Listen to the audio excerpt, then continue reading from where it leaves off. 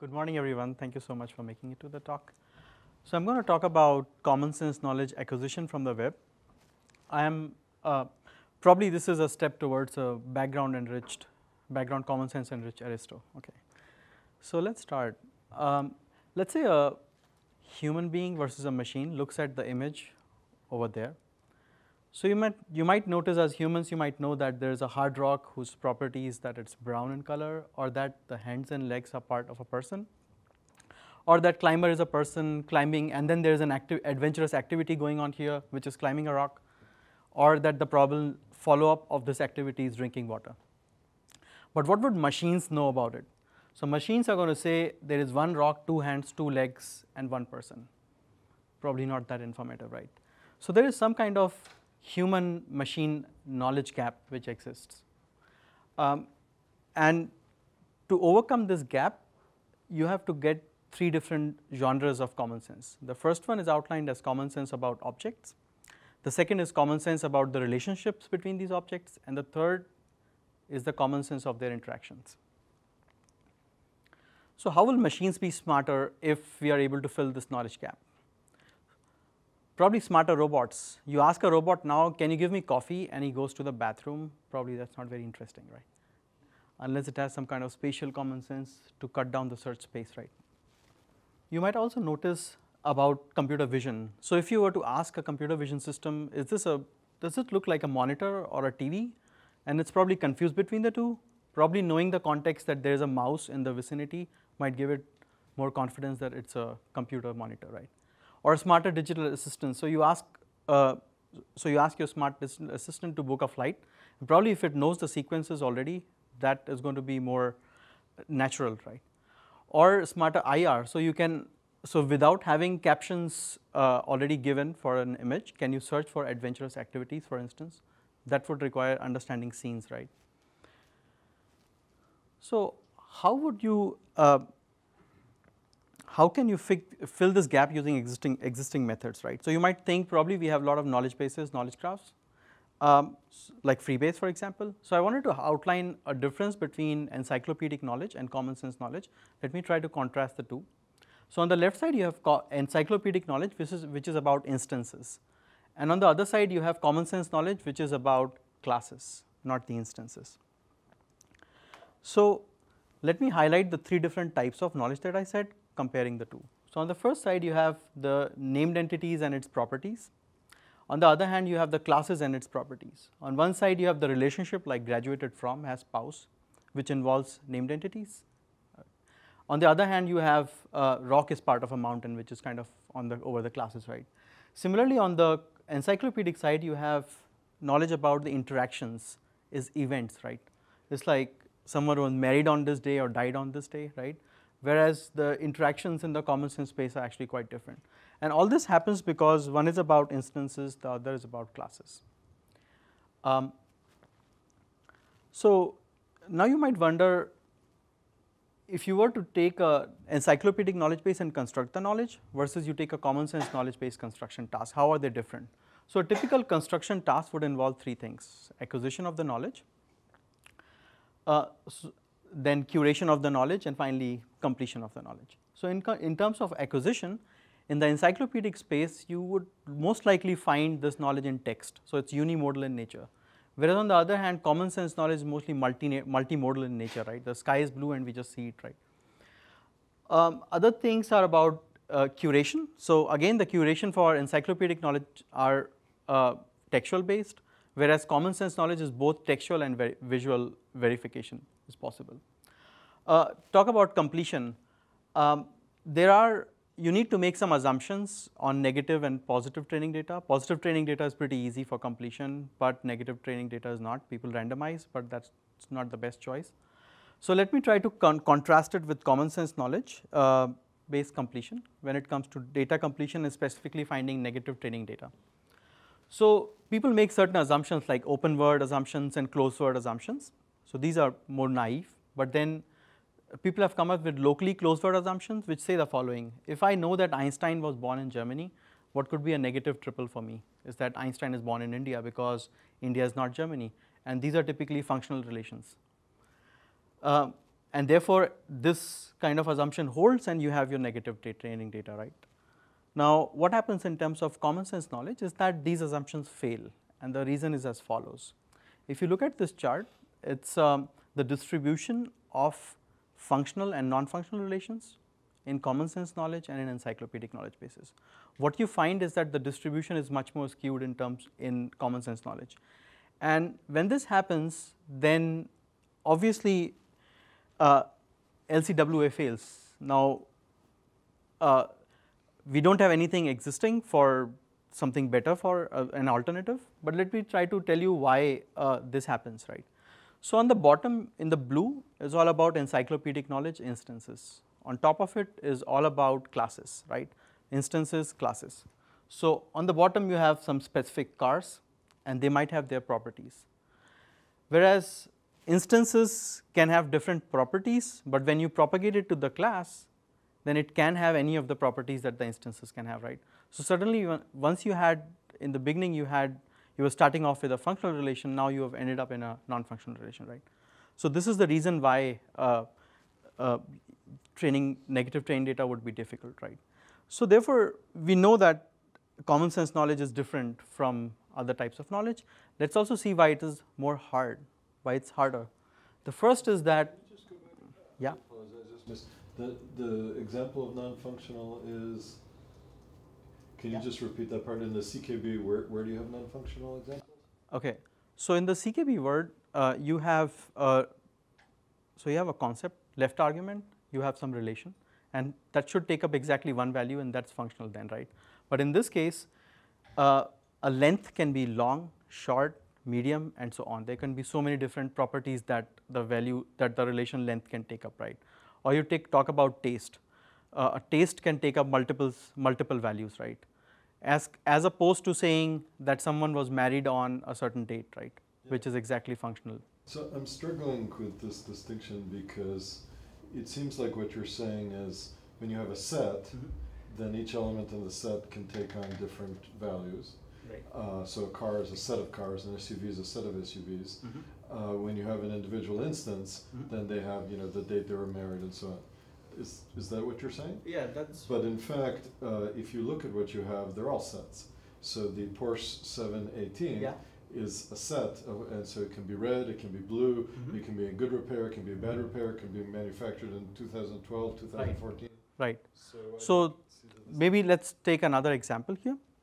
So talk about a president, let's say, right? Some president is tall, the other president is not that tall, right? So there are different values that they can take up, but individually they have exactly one. Either he is tall or he is not tall, right? But when you look for the class called president, then that can take up the list of values, right? So this is the direction which I'm pointing to. So you're generally saying it's the distinction between sets and particular individuals. Right. And you're saying that encyclopedic ones tend to have more individuals rather than common. That is true. That is true. Okay. So why is common sense harder? So the first is that people hardly express the obvious, right? So common sense is a lot more implicit. So if I touch something and it is hard, I'm not going to blog about it, right? So that's pretty implicit in text. The other is that it is spread across multiple modalities, and unusual events are reported much more than usual ones. So this is about reporting bias. And finally, you have also a context associated with common sense knowledge, location specific, right?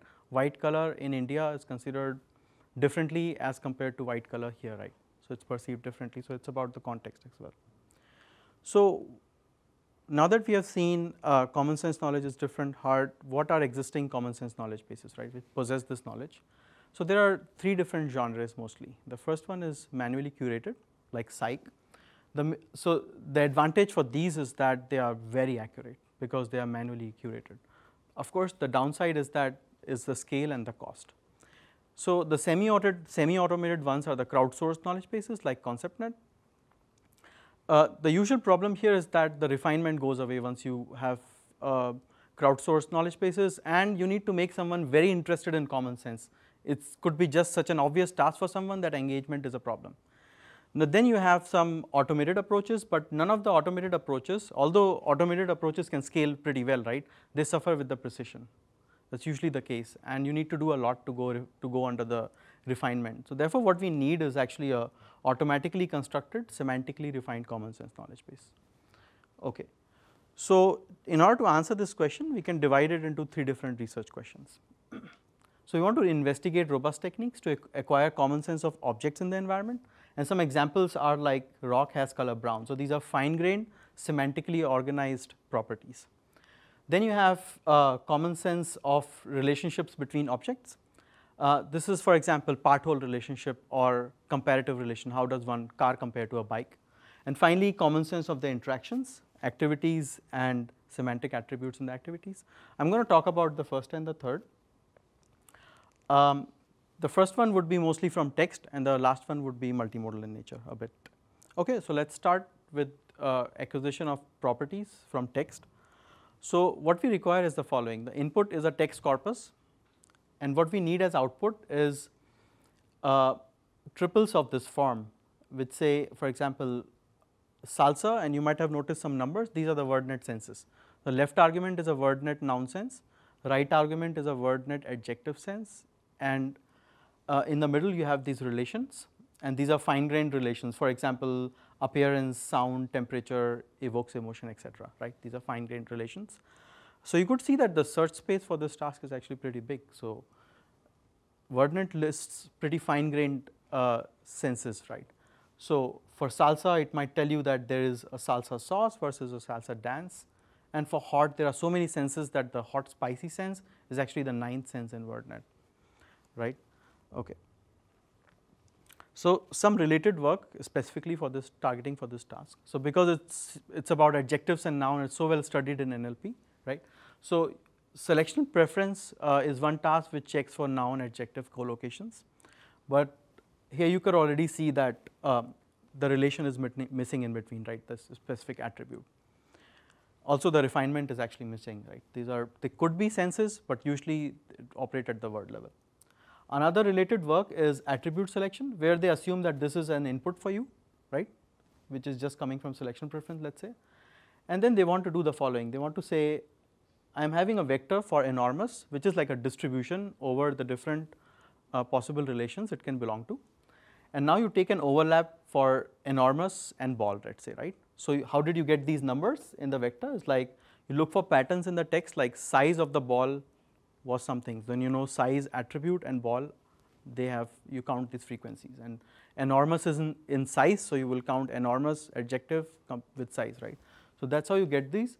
Now the problem here is twofold actually. First, the precision is very low.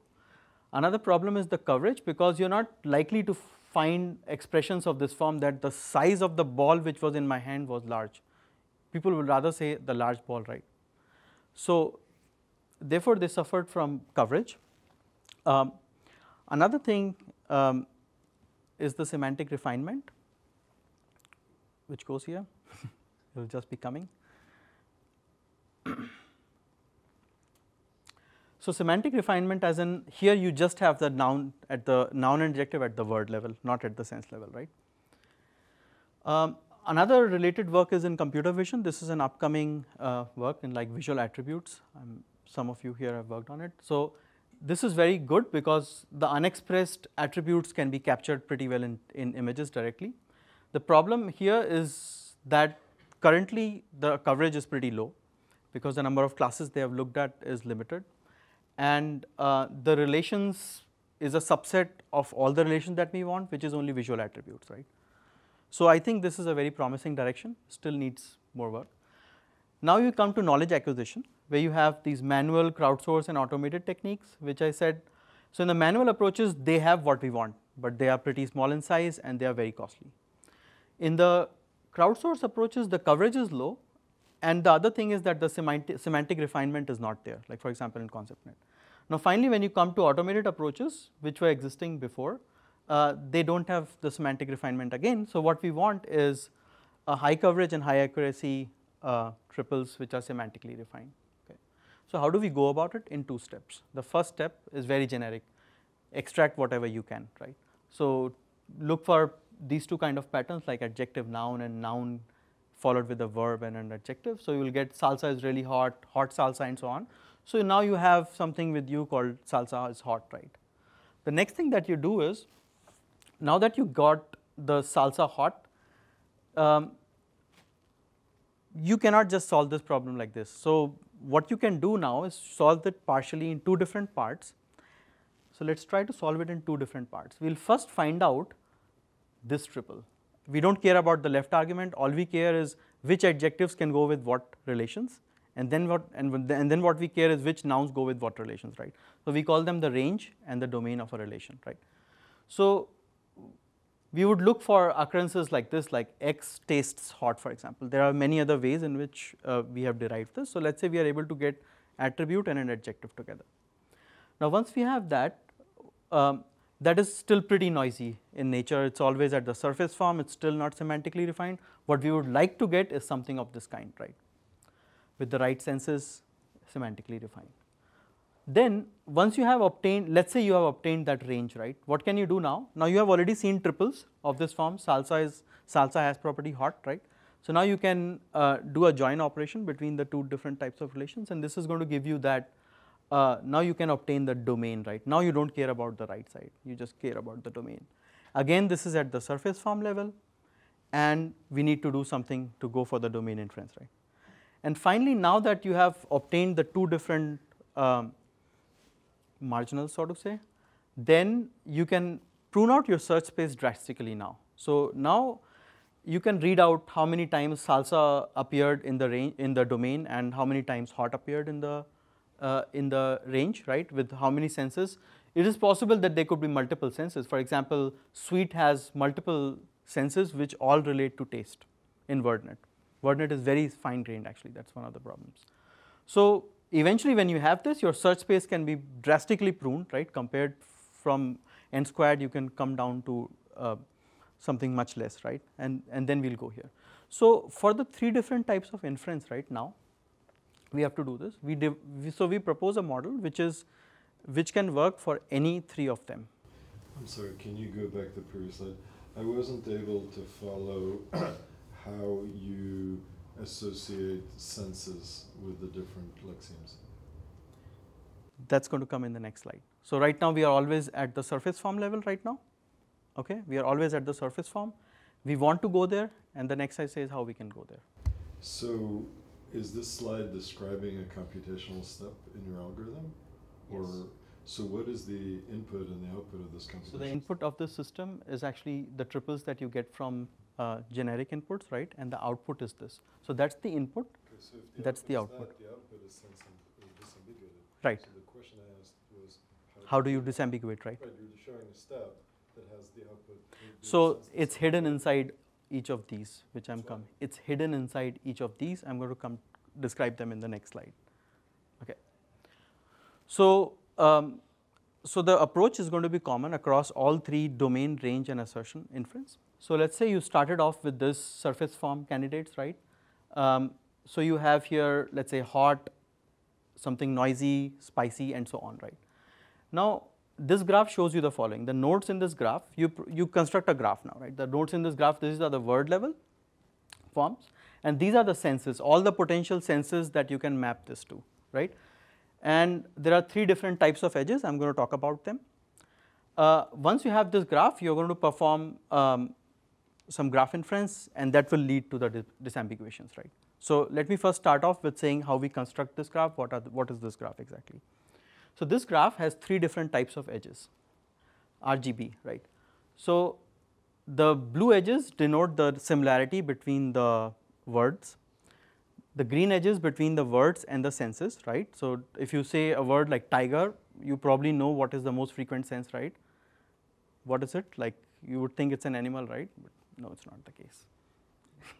You look at VerbNet. VerbNet tells you the most frequent sense of tiger is an audacious person. Okay, and then the third type of edge is similarity between the senses, right? So we need to do something for these three edges. You might think we could just read off the green labels from VerbNet, right? The priors, it's just there. It ranks everything based on some semcor eval corpus which is annotated. It ranks it, but then that's actually pretty domain oriented. And that's one of the challenges that we face ourselves. So we are going to do something once the slide is up. I'm going to show you how we overcome that. So let me just talk about 3 different types of matrices here.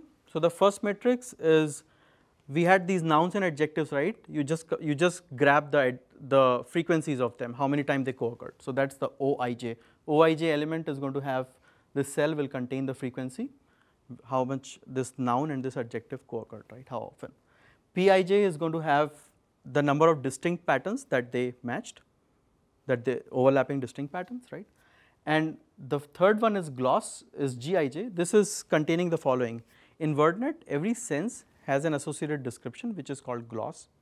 What you can do is you can think of this gloss for this sense like a vector, right? And you can construct an extended gloss vector for this. So these will be the words which you can associate with this sense, right? So these are 3 matrices. So first of all, let me start off with this because I talked about it. The green edge is the phi. Phi is like the prior, right? What's the prior? That A and AI, right? AI is a certain sense. So you first take the rank which is provided by VerbNet, so you rely on it, but then you also have some kind of smoothing, like background smoothing, which is done over the following. You take the, so now that we had this matrix, remember O, noun cross adjectives.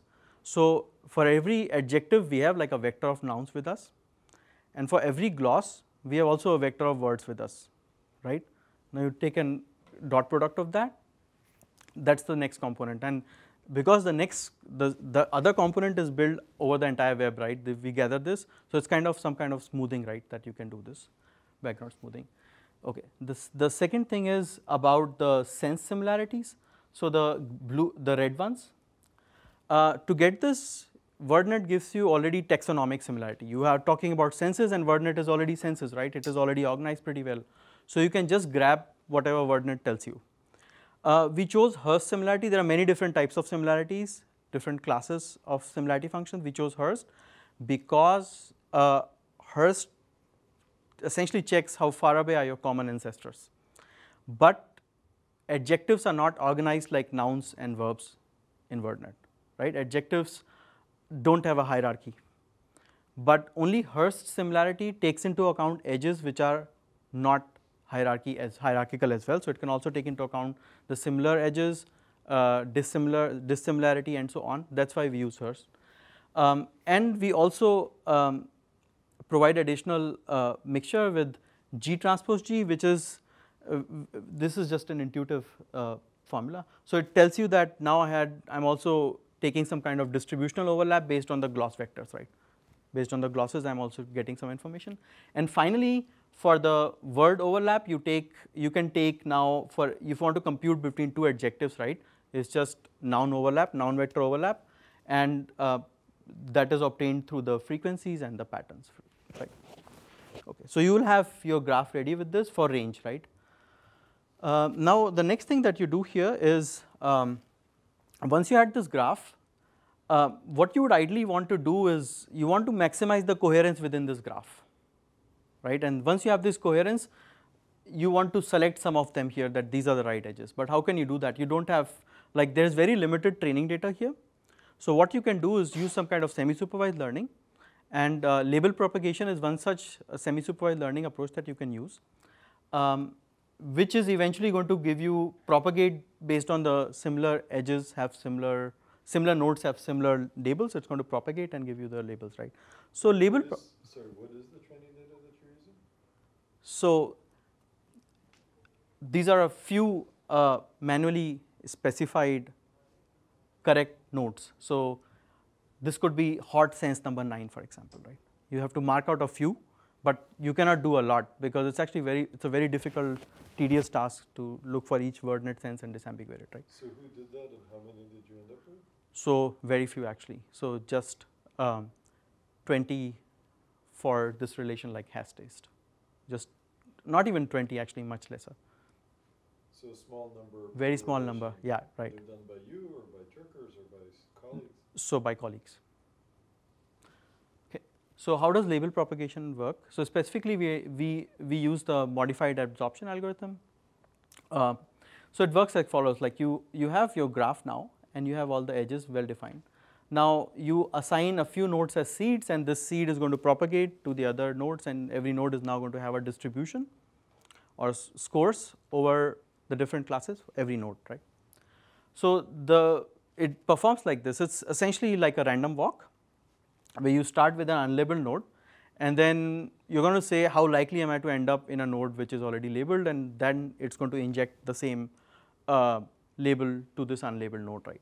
So this random walk has 3 different actions. So you start the random walk, what can you do? You can continue the random walk with certain probability, right? And that probability actually encodes an intuition within this algorithm, is that the high degree nodes can usually be noisy, because a high degree node could lead you to many different edges which can have different labels, right? So this is a source of noise, so discount it. The second is that now you can inject. So when can you inject? When you end up on a seed node with a certain probability, you can inject whoever is coming to you. The unlabeled node is reaching you, right? You inject your label into that.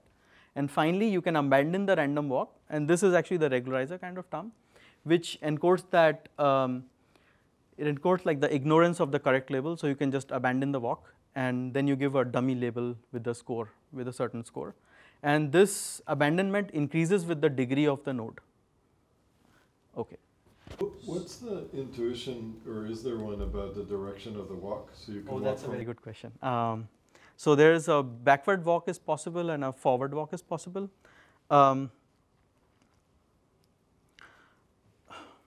So it's a hard question. I mean, we are just investigating this exact question. We followed everything as is done in the modified adsorption algorithm, but this happened like 1 week back, and we started investigating this. I can just tell you something preliminary. So is that if you have a random walk, you start from the labeled to the unlabeled, or the labeled to or unlabeled to the labeled. The difference is twofold. One is that VerbNet has many different senses, right? So think about the computation. If you're going to do random walk with restarts over these unlabeled nodes, you have to do a lot more computation. That's one. The second is that, and this part I'm a bit shaky because we are just investigating it, right? So the second is that if you start off with a, so I think you can use, okay, think about it like this. In VerbNet, the different senses are there. There's some, you call each of them labels, let's say, right? And there is actually a dependence between these labels. Like VerbNet sense number 1 of sweet and sense number 9 of sweet are kind of related. So there's some kind of label dependence. If you could probably incorporate this better if you start in the backward mode as compared to the forward mode, because the forward mode is going to tell you, okay, given this word, where am I likely to end up? And the backward is going to say, okay, given this sense, where am I likely to end up? And that way you can also encode the similarity between a sense number 1 and sense number 9, because you are doing random walk with restart, right? You can go anywhere. So you can also end up into sense number 9. So it kind of already gives you some similarity values that you can pick up and then incorporate in the walk. We haven't incorporated that, but we think that that is a way to go. We haven't done that, we want to go there, yes? I think I'm confused on a basic part. If you go 2 slides back, I thought the nodes of the graphs are just coming from surface forms that you saw, or listing all the VerbNet senses. Right. But so what's the and the uncertainties on the edges? Like what's the label? So the label is on every node is whether it is it belongs to taste or not, whether it is in the range of taste or not. It's a binary label. Is that not and taste is a word on the left? So these words are like hot, spicy, sweet, and these are the senses, right? And there could be very noisy words here as well, because this is a very noisy input. And taste is where in this graph you're building a graph for. So this is a graph. So I said in the previous slide that this graph is for taste. I see. This. This is for taste. Yeah. Which senses are relevant and which words Right. are relevant. Right. And that's the binary label for Yes, distribution exactly. over. Exactly. Yeah. The graph has hyperparameters, right? Like a gamma somewhere. Yeah. How do we get that? So the held out set, we had some kind of, so we had some training data with us, as I said, like we kept some of it, and then we evaluated like some grid search or something. Okay, so finally, in the modified absorption, there's a loss function which encodes these 3 which I said. The first is seed label loss.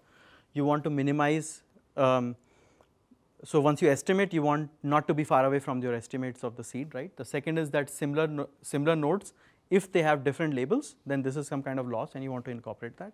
And finally, it's like the label prior loss, which says that high degree nodes are kind of noise, right? So this is the regularizer.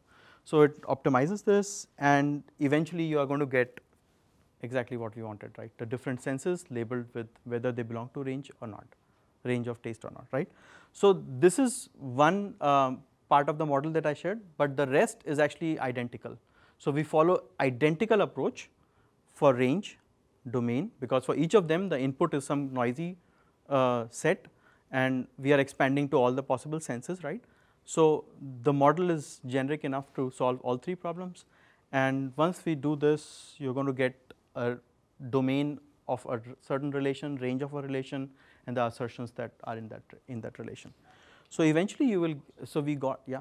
Can you back up and explain the assertion graph briefly? Okay. So in the assertion graph, as I said, you have already now, by now you have constructed the domain and the range for taste. So you want to cut down on the possible, on the search space, right, in that graph, because this could be very big, right, it's quadratic. Because it will take all the possible senses of Java and all the possible senses of Sweet. So you want to prune out all of the nodes which just don't belong in the domain or the range. So you are going to end up with this graph, and now in this graph, of course, the similarity values, right? So here there were adjectives, here there are nouns, right? So these are pretty comparable, and in this case, it's the average of the adjective similarity and the noun similarity. So you have two pairs, right? So eventually we got WebChild, which is which has 4.6 million assertions of the kind that I showed you at 82% manually sampled accuracy. We compared WebChild, so although there was no direct competitor, we still compared against one of the this vector approach that I showed you about enormous ball, right? So in all domain, range, and assertions, actually we were, so red is WebChild and higher is better. So our accuracy was much better, and the most important part was we had much better accuracy at a much larger recall. So we had like 4.6 million refined assertions, and they had a 250,000 unrefined assertions, so to say, right? So how did you compute that precision? Which? The precision, those numbers? Okay, so they gave us their data that they tested upon. What about your 4.6 million assertions? What did you do to compute 0.82? What did I do to compute what? 0.82? Okay, for these, we sampled from these, we sampled like 300 different assertions, and then 3 evaluators would sit and they would mark it, but that was too expensive. So we said, okay, after 30 evaluations, we decided that the kappa was large enough for us to not go beyond it. Okay, okay, so this is how it looks like in the end for each domain, range, and shape, and you can now do lots of applications of this. For example, you can find similar set expansion, so to say, right? Like if you input keyboard with a certain sense, now VerbNet, WebChild can tell you what are the likely adjectives that are with this, so, right? And now this can in turn, you can do just vector overlaps with across different nouns to get what are the similar words for this particular input, right? You can do some kind of set expansion, okay? So in summary, we talked about graph-based methods which help overcome the sparsity as well, right? Because you're checking for global coherence in the graph, right? Initially, you might not have so much evidence, and we just noticed that due to reporting bias, frequencies may not be the ultimate indicator, right? And WebChild has fine-grained relations and disambiguated arguments. We experimented over 19 relations, but this is extendable. The model is extendable to any attribute, right? Okay, so we talked about knowledge from text. We are going to go about knowledge from multimodal data, which is activity common sense. Yeah. So in this previous part, can you, so your domain and your range Yes. are senses of Yes. words Yes. that you've seen. Yeah. If you come across a word that you haven't seen at training time, how do you know if it falls within the domain or range? Like, what do you do? So let me tell you, so this is only on what we have seen, what we have right now. But I can extrapolate, and given that we have this model and I already showed you this application, would give a hint actually what we can do is that we can figure out to what entity that we have already seen or what concept that we have already seen is similar to, and then assign it a similar label, right? Okay, so talking about, so what you want to get is like from this image, you don't want leg, shoes, mountain and rope, but you want rock climbing as an activity in this, right? So what we want to have is an activity frame, right? We want to organize this activity knowledge, saying like climbing up a mountain is similar to hiking up a hill, and a frame for it, right? Attributes. So the what are the usual participant, what is the likely location, what is the time, and some representative visuals for this activity. Now we also want to organize this activity, so we want to say that hiking up a hill is a type of going up an elevation, right? Some kind of hierarchy. And eventually we also want some temporal alignment. So we want to say what is the list of likely previous activities and the list of likely next activities, right? These are all frames at this point in time, right? This is what we want to achieve. Now event mining is insufficient because it's about entity oriented, right? It's not class or concept oriented. The common sense knowledge bases do not focus on activities actually. Some of them do, like ConceptNet, but again it's not refined, it's quite limited. So the remaining talk is going to be like how do we semantically organize such activity knowledge. Of course I already described that common sense is scarce and implicit. Actually for activity is a bit more, because for verbs the potential number of senses in VerbNet is a lot more actually. So verbs are a lot more ambiguous in VerbNet. Like the word play has 35 different senses in VerbNet, which I failed to enumerate, but there are 35 different senses, and so verb disambiguation is actually harder than noun or adjective disambiguation. And then the data, right? Or over what data do we do this extraction that can give us all this, right? So you might think of the data like you can look for news articles or Wikipedia, but then these are mostly encyclopedic in nature, right? So what do? You can probably go for blogs or like personal diaries, but the problem is that in personal diary I might talk about I'm giving a talk, I set up my slides, and suddenly I reach Germany, right? So so the boundaries are not very well defined about these transitions. So the previous next would be pretty noisy in this case, and it doesn't have visuals also, right? So we look for a data set. We thought Hollywood narratives are going to solve our problem. So Hollywood narratives are meant for the directors. So they would have scene by scene description. Each scene, so it's in the unstructured format, but the structure is pretty neat that you can extract every scene. So in a scene, it's typically what is happening in the scene, where it is happening, what are the dialogues in the scene, right? But a scene does not have visuals, right? So what do you do? So there has been existing work on saying, okay, you can link the scenes to the visuals via the subtitles, because the subtitle has these timestamps, right? So we also do that. We follow the approach. We did our own implementation, but we essentially followed that concept. Okay, so this is about the data. Now this is the flow of our model, which says the following. You start off with script. So we collected this data from several sources, like from movie scripts, movies, so movie scripts, TV scripts, sitcoms, and so on. And we also collected some knowledge from novels, and our intuition for novels was that movies there would be some domain oriented knowledge, right, about in all of these. So kind of backing off with some novel data. In a novel, a scene for us is one paragraph. That's how we defined it. Okay? Because within a paragraph, people usually talk about the same event that is going on, right? Some same activities. So the first step is actually we take the scripts, we semantically parse it, then I will describe what goes next. So first we have to do kind of semantic role labeling. So the text, for example, here is like he began to shoot a video in the theater, and what you eventually want, you want these roles, right? You want the participant, location, time, and so on. What do you do now? So you can think like, let's say you have tokenized it and did the chunking. So you'll have like the man began to shoot a video in the theater, and you want, in the end, you want these, right? Something is an agent, action, a patient, location, and so on. And but now you observe that shoot can have multiple senses, right? So you also want the right senses, of course. So SRL systems, you could use some SRL system. They are computationally expensive. It's one. The other main important problem is that they are trained over some domains, right? And this is a movie domain. This is actually kind of very different domain, right? Therefore, we would need training data for a SRL system. So instead of going that route, we said, okay, let's take another route to solve this problem without having the training data. Right? So the first is we would do disambiguation. So the supervised classifiers for disambiguation are based on token level, like word level. We just had implemented a layer on top of it to have it enabled for a phrase level. So now began to shoot is kind of one phrase for us now. Okay.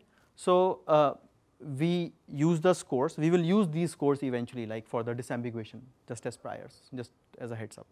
The second thing we can do is use VerbNet. So there's a resource called VerbNet, which gives the following frames. Like for a word like shoot, in this sense, it will know that the agent is animate object and the patient is also animate. Whereas in the case of the other sense, the patient is inanimate, right? So it gives us some knowledge. It is linked to VerbNet, so that's kind of good. So we are using actually a resource as a proxy for having a training data, right? Okay. But now what can you do? You can actually use them in isolation, or you can actually jointly leverage them. Let me show you what happens when we jointly leverage them. So again, there was this phrase, right? Eventually you want these green edges. You want to select what is the right sense and attach the roles coming from the other side, right? But how is it very interesting? So when it says that the patient is inanimate for this sense, now VerbNet can already have some similarity between video sense number 1 and inanimate object, right? VerbNet can contain this. So there was no linking here, so we manually specified them. Like on the roles, they just had these labels, but they wouldn't point it to a certain node in VerbNet, sense in VerbNet. We labeled that, and eventually, once this linkage is maintained, you can already see like there is so much information flow going on here that you can leverage a lot. But then actually, which connections do you take, right? There's so much information here, right? So we design an integer linear programming for this purpose, where those green and red edges that I showed you in the previous slide, they now became that became a random variable, decision variable. It's a binary decision variable. So xij, which just says whether I select this edge or not, going from the word to the sense, right? And once I select a sense, I automatically have the roles, right? Okay. So the objective here takes into account 4 things. Takes into account some prior, takes into account some coherence, takes into account VerbNet syntactic and semantic score as follows. So first we take the word sense disambiguation prior coming from the state-of-the-art system that I showed you with a wrapper on top of it. Then the other is because you want to select senses which are usual, right, which are common. The other is you want to have a VerbNet prior which I identical to what I showed you previously. The next 2 things is one is a syntactic score, the other is a semantic score. The syntactic score says for the word shoot, did you respect the frame that it showed you, like there was a noun before this, a verb after this, and a noun after this. Did you respect that or not? A preposition was this and that. Finally, you have a semantic score, which is a selectional restriction score. Selection restriction meant like whether it was inanimate and so on. So as I said, you can map the inanimate to the to video, let's say, right? And you can compute these similarities. Now, how do you get these similarity scores? Is also again, as I showed you previously, is the similarity between the senses, right? We already have those computations with us. So we have what is required for the score. There are some it's subject to some constraint. The first is that like one VerbNet sense matches exactly one VerbNet sense, or that there is a consistency between the VerbNet and VerbNet senses, and that this is a binary decision variables. We have to select exactly one sense, right? So these are the restrictions, and now what we will have is something like this. So this was the input which we read in the script, right? We will have now like it says agent is man, action is shoot, and so on. At this point, I must also tell you that it is also possible to get similar output, not the same, from the OpenIE new version like 4.2. At the time we were doing these experiments, that version was not out, right? But now, in order to compare much better, so in the experiments I'll show that we compare against extraction from reverb, right? But with OpenIE, we are doing it now, like just to compare, and we are getting good results. Not in the roles, but at least in the OpenIE 4.2 is actually quite good and giving us competitive results. Okay. So until now, we have done this parsing, so you are able to construct a frame now, right? You got the activity which is defined as a verb and a noun, right? Can you comment on why you chose label propagation for your first optimization and integer programming? Okay, so to be honest, I did not have a very good experience with label propagation for two reasons. The first was the parameters. So there were some hyperparameters in the model. So they were like the muse of the objective function. The main problem was that for verbs, there were many nodes with high degrees, and label propagation is just going to discount all of them. And when it discounts all of them, then my recall goes really low. So you have to set these parameters in such a way that it does this, and it's actually so much effort in doing this that the training is not, you cannot train those parameters pretty well. And because it's actually not just about training, right? That is encoded as an assumption in the model itself, right? That high degree nodes are noisy, and that screws up when you're dealing with verbs. Okay, so now you have all these isolated frames constructed, but we don't have an organization yet, right? So we need to organize them. So how do we organize it? You have to construct edges between them in order to organize, right? You need to construct what is similar to what is a type of what, right? You need to have these edges, and also temporal edges, which say this precedes activity number 2, right? Okay. How are you segmenting the input sentences? You're using So we are using OpenNLP for this, Chunker. Yeah. Okay. So I want to construct these TSP edges, right? Type of, similarity, and this. So for similarity, it's actually now pretty straightforward. You can compute 2 different types of similarities.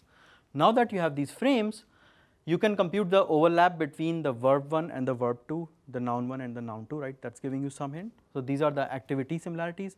And now you also have the frames, right? So you can also take overlap of the frame, right? So these are 2 kind of inputs that you can get to compute a similarity, attribute and activity similarity. The next thing is type of. So in type of, again, because we have mapped these to VerbNet, right, already, these verbs are mapped. So VerbNet also has a very good hierarchy for verbs. So it will say go up is the parent of climb up, right? So with that we could get these kind of edge weights. And finally for previous, we would simply count how many times. So let's say the sequence was this, ABCD was a sequence for an activity, and BEFD was another sequence. Now there are some, you can take into account a maximum number of gaps, right? Because you want to, eventually you want this score, how many times B followed D, right? You want to do this counting and then normalize it, right? In order to say what is the most likely previous or next activity here. Okay, so in the end you would have some inconsistencies in this graph, like it might know like the similarity should be transitive, right? With a certain confidence, right? So we defined some rules, these are manually specified rules, right, for our purpose. So we used probabilistic soft logic to remove these inconsistencies, right? So with this we would have now we know what is equivalent to what and so on. So we just need to tie them together. There were some cycles which we broke, and in the end the resulting DAG is actually called Nollywood, which contains 1.7 million scenes. Scenes, as I described to you, what is the definition of a scene, right? With actually a sampled accuracy of 85%, and these are aggregated over different sources, and all of this knowledge which I described to you until now, right, about activities, properties, and all others which I did not talk about, like part whole, location, so spatial knowledge, and comparative knowledge, how do car and a bike compare, all this is into one knowledge base which is called WebChild KB. So it contains more than 3 million concepts, 18 million triples, right, and more than 100, actually this number is wrong, more than 1000 relations. And it contains the knowledge like this. So you type, say, fix bicycle. So if you look for fix bicycle, fix a bicycle, it would know this is kind of changing something, making it better, right, because now we have mapped everything to VerbNet. And these are some representative visuals, and there is a attribute attached to it, right? No one questioned me, but let me answer myself. Why is this 3 million concept? Because all the time I was talking about mapping to VerbNet, right? So VerbNet as a choice is pretty debatable. I'm killing myself here, but to be honest, I need to tell you all the details. So VerbNet could be a very good choice, could be a really bad choice, depending on what your ultimate goal is. If you're looking for coverage, VerbNet is not the best choice. But what we did to overcome that was, if we had phrases, we would map the head noun of the phrase to the right sense in VerbNet, right? So that way we are kind of doing more, extending VerbNet in a say, right, making it larger, right? So we did that, and this was in another piece of work. That's why all this put together is here. Okay, so this was a conclusion slide now. So in conclusion, WebChild KB is about property knowledge and activity knowledge, which we looked about today, right? And I believe that with all this knowledge put together, and there are some applications, ongoing work and previous work that we did on applying this knowledge for better vision, for example, right?